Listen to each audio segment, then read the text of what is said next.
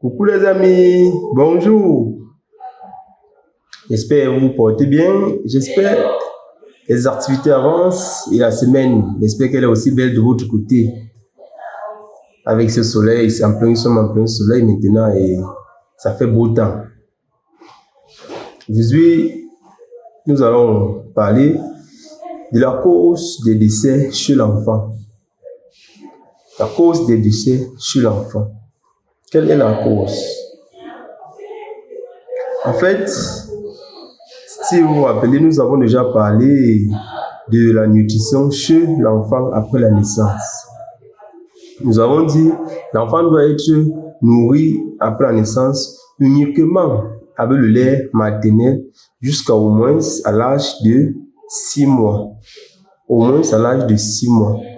Et là, si vous avez respecté déjà cela, vous êtes au moins sûr que votre enfant a eu un développement physique normal, il a eu un développement mental normal. Dans le cas contraire, si l'enfant n'a pas été allaité, n'a pas été nourri avec de l'allaitement maternel exclusivement, nous pouvons observer ce que nous appelons souvent la dénutrition chez l'enfant ou encore la malnutrition chez l'enfant. Cela ne s'observe pas uniquement à moins de 6 ans, à moins de 6 mois, pardon. Parce que lorsque l'enfant a dépassé peut-être l'âge de 6 mois, les parents ne prennent plus soin de l'enfant. Du coup, l'enfant devient malnutri. La croissance, cela influence la croissance de l'enfant. Je m'explique. Ce que je dis, c'est quoi?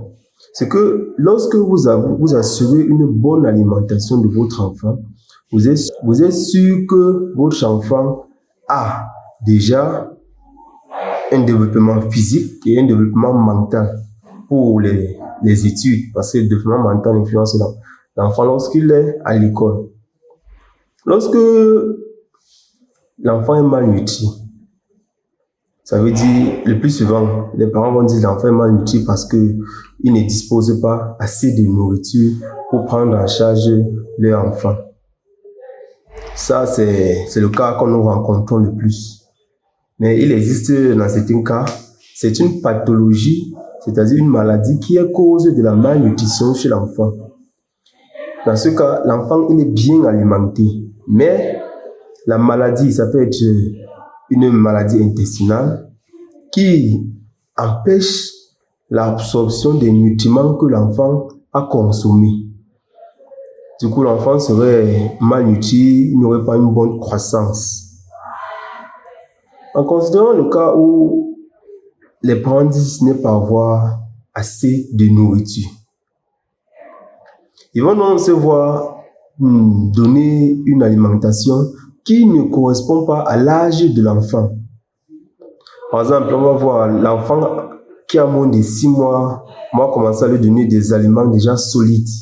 On va commencer à lui donner des aliments faits pour des personnes au moins d'un an en montant.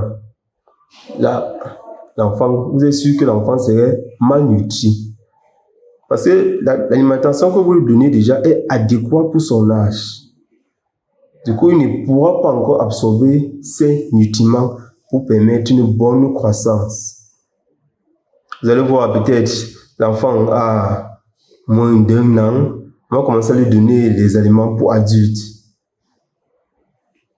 Vous-même, l'enfant ne pourrait pas être bien développé.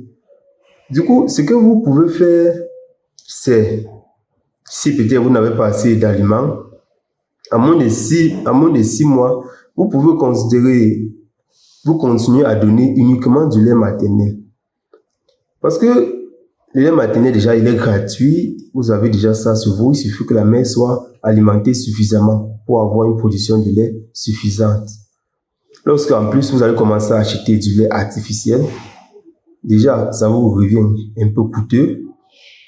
Si vous vous plaignez déjà des problèmes financiers, vous verrez que vous ne pourrez pas arriver à suivre le rythme sur une longue durée.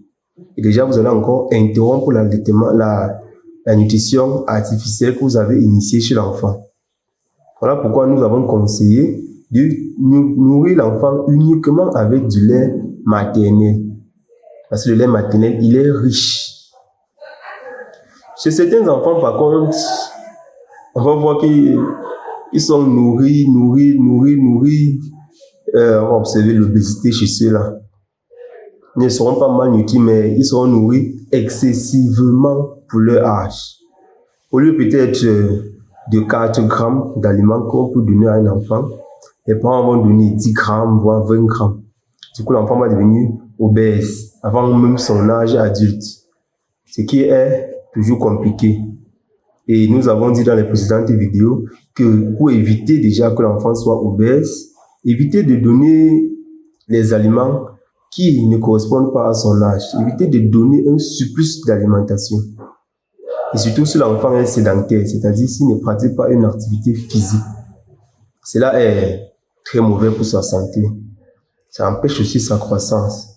Il va prendre du corps qui ne va pas correspondre avec sa taille, ce qui n'est pas du tout conseillé. Eh bien les amis, j'espère que après cette vidéo, le nombre d'enfants qui vont décéder à cause de malnutrition seront réduits. J'espère cela, parce qu'on observe beaucoup d'enfants de par le monde qui meurent à cause de la malnutrition, et que nous voulons éviter, parce que cela s'évite assez facilement. Et les mères, il faut consulter un médecin si vous ne savez pas si votre enfant est malnutri ou pas. Surtout si vous ne savez pas si l'alimentation que vous donnez à votre enfant est normale ou adéquate. Donc, du coup, il faut consulter un pédiatre. Là, il va mieux vous dire l'état de votre enfant. Il vous dit comment faire par la suite. S'il est obèse, il va vous dire. S'il est plutôt dénutri, il va vous dire quoi faire. Agir ensemble, protéger chacun. Telle est notre devise.